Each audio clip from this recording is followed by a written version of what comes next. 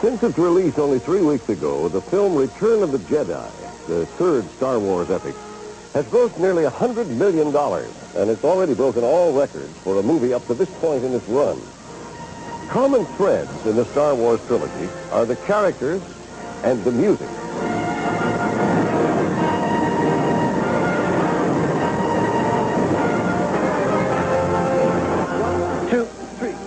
Tonight, the man who composed that music, the man who helped make Darth Vader more evil, the rebels more heroic, the battle scenes more exciting.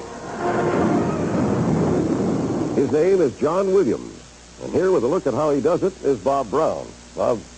It isn't just the Star Wars pictures. Jhon Williams has composed the music for every one of the 5 biggest money-making films in history.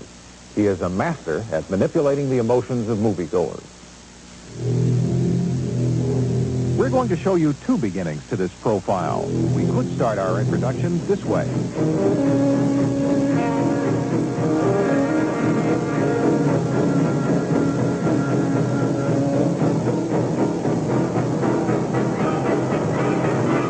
Or, using the identical pictures, we could try something like this.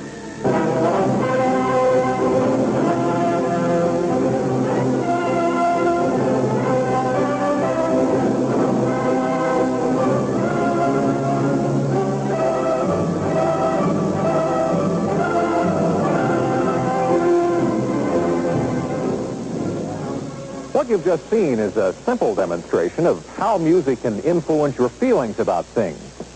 Depending on which theme went with the picture you saw, you might have thought the person was threatening or heroic. And actually, he is a performer of sorts because he's the man who wrote and conducted the music that changed the scene. 1, 2, 3.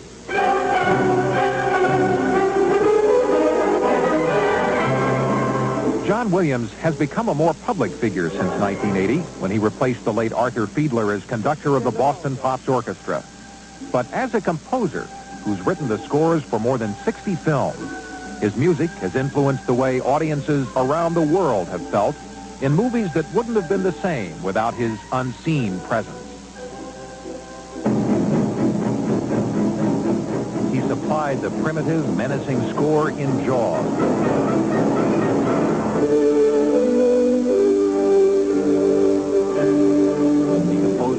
That allowed Earth people and aliens to communicate in Close Encounters of the Third Kind.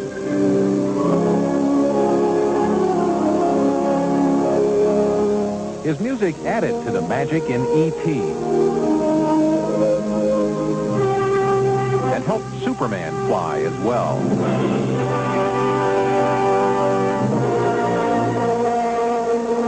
And his score for Star Wars, which sold more than 4 million albums, helped familiarize a generation of young people with the sounds of a symphony orchestra.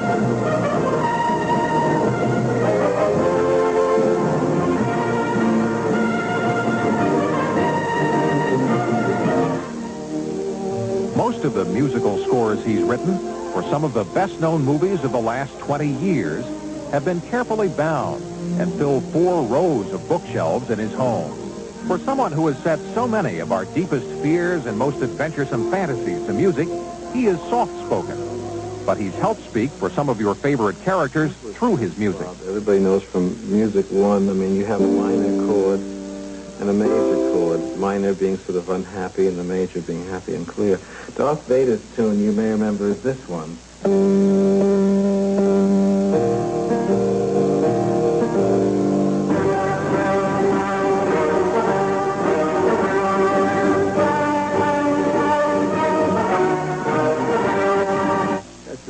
Stately, imperial, ominous theme for a not very nice guy, done in all low brass and trombones and tubas and so on. Very different from Luke Skywalker, who is...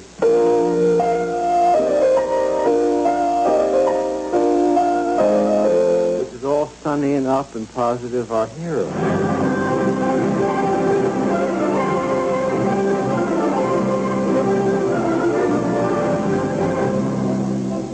Williams also likes to illustrate how even the most basic principles of music can be used to influence your perception of things like how fast a shark is moving. I think I would probably start with with a sequence of film, Bob, that I could show the idea of tempo. All those little various tempos, if you stretched them over and applied them to a piece of film, the film would change. Moving slower with one piece of music and faster with another piece of music, where the shark is swimming toward the boat. Should it be like this? Or should it be... Or should it do this? The film seems different. It seems longer or shorter or faster or slower. That's a 20-footer. 25. It's an art that hasn't been studied very much, seriously, I don't think we would know really very much about, in a scientific or clinical way, about what we're trying to do. We can sense the result of it, particularly when it's effectively done. Just be sure you match rhythmically the quavers. Yeah? Unlike most composers, Williams is also a skilled conductor. All right. Dim, da-ga-da-ga-da-da. Dim, da-ga-da-ga-da-da. 1, 2, 41.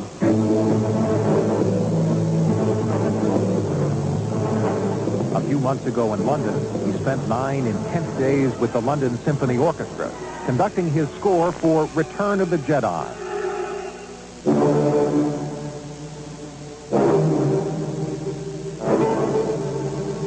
A print of the completed film is projected where Williams can see it as he conducts.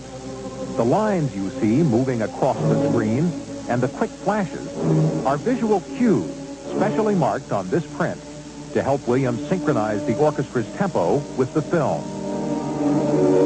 What can you do as a conductor that you couldn't do simply as a composer? Performance, in a word, Bob, performance.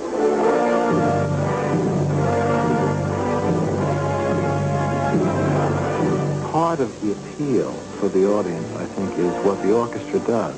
If we can make a rush up to a cut and suddenly suspend a chord in just a wonderful way, the audience gets something in the pit of their stomach that they feel. If that's not executed really very well, they're robbed of something.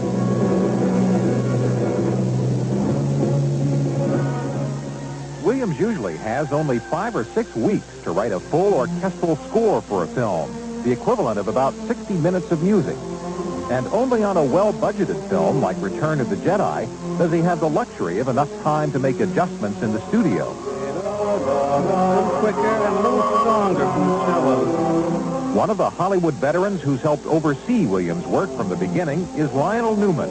For more than 40 years, the outspoken head of the 20th Century Fox Music Department. If Jhon Williams had written these scores as symphonic scores, if there had never been a film associated with them, would they still hold up? Yeah, you're on a very touchy subject because there's something, I don't know where the hell they come off, these critiques, because a man is a film composer.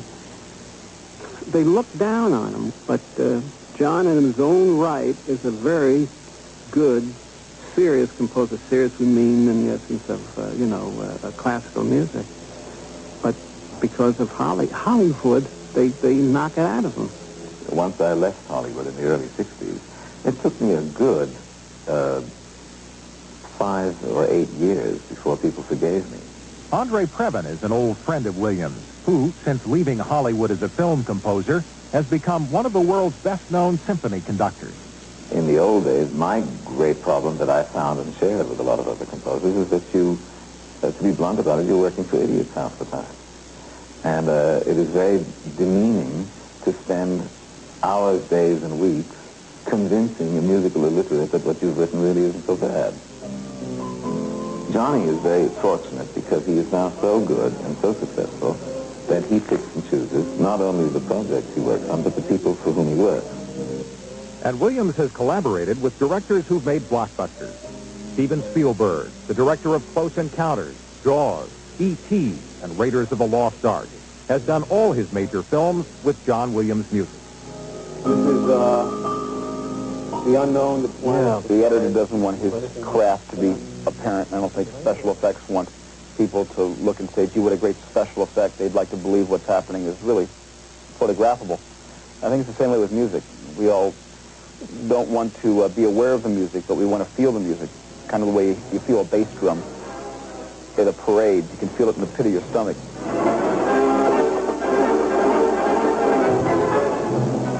I depend on music to help me get the audience to applaud it. You know, there's a heroic moment. Harrison Ford jumps on his horse.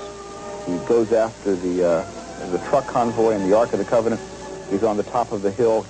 He reins back the horse. The head of the horse goes into the air, and Johnny's trumpets are going full blast. His strings are fiddling away like crazy.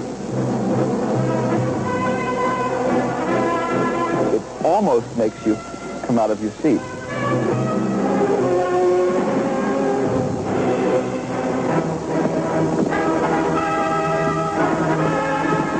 All the stars, all the planets line up according to plan. The music, in this case Jhon Williams' music, is the final planet that causes the audience to, I think, do this. What does Williams have to do before he can add that emotional surge? We're going to show you some of the steps he takes, photographed when he was planning the score for The Empire Strikes Back, the second Star Wars epic, with executive producer George Lucas. Yeah. This is important in here.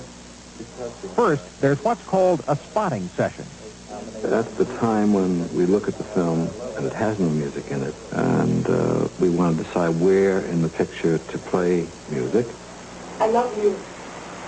I know. What are you going to say? And even just as importantly, where we're not going to play it. Many of the musical phrases he writes must synchronize precisely with the number of frames of film in a scene. And he keeps a cue sheet to record those measurements. It's a different process, really, than a composer working in an ivory tower, with the fact that you have to make a climax in exactly 16 seconds and draw out a preparatory phrase for a minute 21.3 seconds. And there's also the question of texture. Should the notes be high or low, or long or short? What should the music say in addition to what the scene says? Watch this scene from The Empire Strikes Back, when a captured Han Solo is ordered placed in a carbon freezing chamber. You'll hear only the dialogue and some sound effects.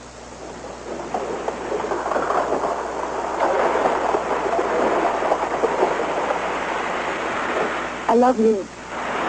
I know.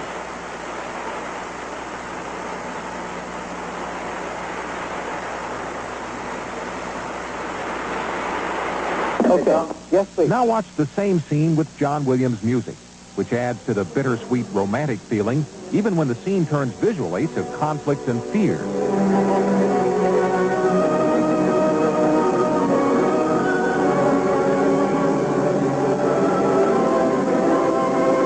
I love you.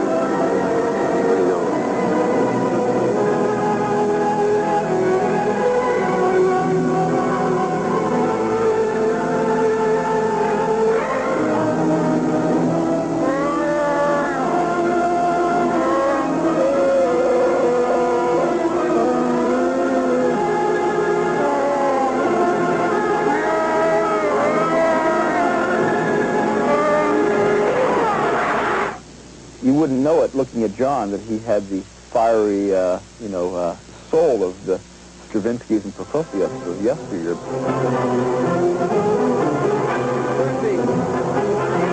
But he's that way. He's full of energy and full of a great musical confidence.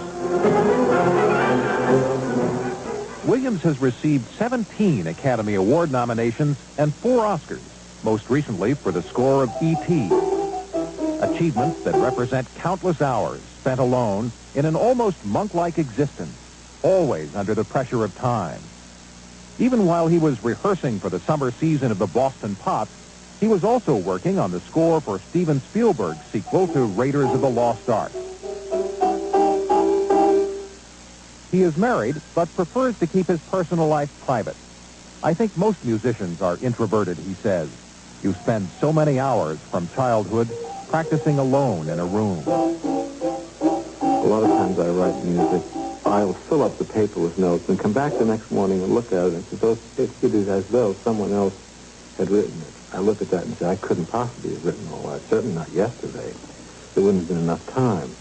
And also, I'm not a particularly religious man, but people ask me how you feel about inspiration, if I can claim to have had any of that good stuff. And I think it's there for all of us. I think the source of it is part of the wonder of the humanity that we share, that we all have these capacities, and the source for it all is infinite. This new trick of joining this with what we could do on film, with the colors and the rhythms and the visuals, the excitement of that is very great for me.